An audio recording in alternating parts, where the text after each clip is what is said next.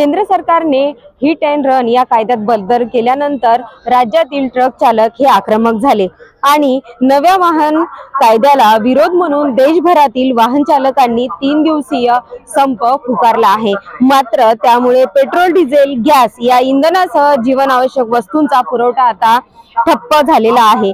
इंधन वाहतूक करणाऱ्या ट्रक टँकर चालकांनी संप पुकारला तेव्हा कळताच अकोला शहरातील अनेक पेट्रोल पंपावर मोठी गर्दी पाहायला आपल्याला मिळाली। मात्र याचा परिणाम अनेक जीवनावश्यक वस्तूंवर होताना सुद्धा पाहायला मिळाला। मात्र अकोला शहरातील एसटी डेपोवर याचा सध्या स्थितीत कोणताही परिणाम होताना पाहायला मिळत नाही। एसटी डेपोकडून माहिती देण्यात आली की सध्या स्थितीत अनेक बसेस ह्या अनेक ठिकाणी जाण्यासाठी सध्या तरी सुरळीत चालू आहेत।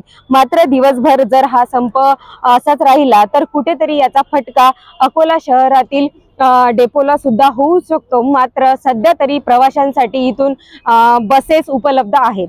हर्षदा सोनोने, साम टीव्ही, अकोला।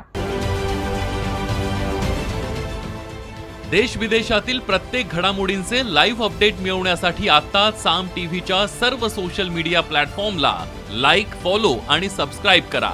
तसंच सर्व नोटिफिकेशनसाठी बेल आयकॉन प्रेस करायला विसरू नका।